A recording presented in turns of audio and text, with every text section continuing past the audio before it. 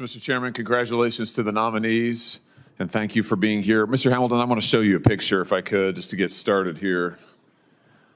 It's over my shoulder. This is St. Louis. This is a neighborhood in St. Louis, Missouri, last May.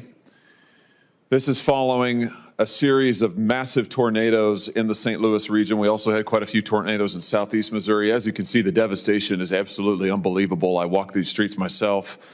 You've got buildings completely destroyed. What happens when disaster strikes? Families lose everything, and the government agency responsible for helping takes too long to respond.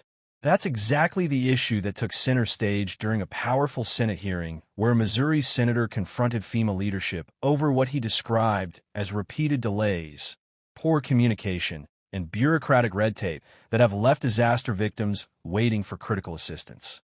Today, we're breaking down this intense exchange, what it means for tornado victims, and why FEMA's future could be facing major changes. Before we dive in, make sure to hit that subscribe button and turn on notifications so you never miss important updates on government policy, emergency response, and the issues impacting communities across America. Let's get started. Buildings completely destroyed, homes absolutely razed to the ground, churches whose roofs were lifted off, whose sanctuaries were completely destroyed, streets that were ripped up. And the problem is that many of these neighborhoods don't look a lot different now because in some cases they're still waiting for relief.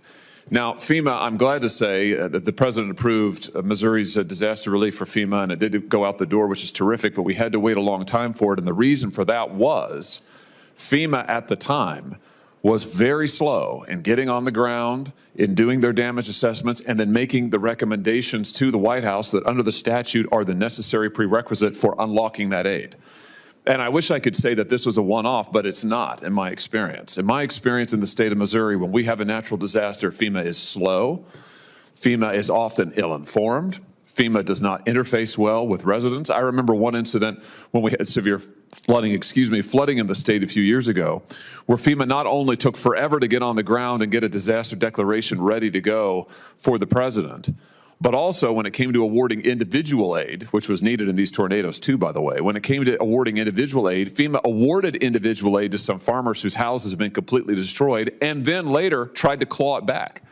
I kid you not, went to the farmer and said, you know, actually, we know that you applied and we approved it and we gave it to you several months ago, but we changed our minds and we want it all back. I mean, you can't make this stuff up. It is absolutely ridiculous. So here's my question to you. I think what your agency does is hugely important. We know it is in the state of Missouri. And by the way, we just had a bunch more tornadoes just a few weeks ago for which we need aid and relief. My question is, will you come in and take the reins of this agency and make it actually work for the people of my state and every state who, when they're facing these disasters, they need quick relief, they need quick responses. Our citizens need to know what's available to them, how to apply, how to get the relief they need. Will you take the reins on this agency and start making it work? Yes, Senator. It would be my privilege and honor to serve the American people and to do just that. Good. I think it's absolutely vital, and I can't emphasize enough to you how important it is in my state. I just want to ask you before I move on, I wrote to the president along with every other member of the Missouri delegation just a week and a half ago, supporting my governor's request for disaster relief for those April tornadoes that I mentioned. This is in process now, I believe, with the agency. Will you work to expedite this, to cut red tape, to get these disaster declarations when they're requested, to get them approved, to move them on up the chain so that this relief that is statutorily available can flow to neighborhoods like this who need it desperately? Absolutely, Senator. I think the disaster declaration process and also the federal mentorship that goes into it needs to be improved. I believe states need to receive better customer service.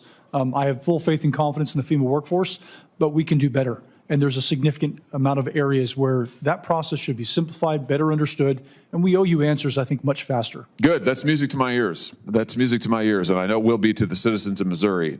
We need better service. We need it faster. We need clear direction. And folks need to be able to apply for their individual assistance, understand what they're getting and when they're going to get it. So I'm counting on you to make changes in all of those areas. Mr. Cummins, it's great to see you. Thank you for being willing to do this job. I just want to give you a chance to respond to something that the Biden administration was doing that at the time, a year and a half ago now, 2 years ago, that at the time I thought was so ridiculous. I actually wrote to the administrator at the time of TSA about this. The Biden administration was allowing illegal aliens who did not have ID to use warrants for their arrest, to use actual civil immigration arrest warrants as a valid form of identification to get on commercial flights. Let me just say that again. They were allowing illegal aliens to use immigration arrest warrants as a form of ID to get on commercial flights.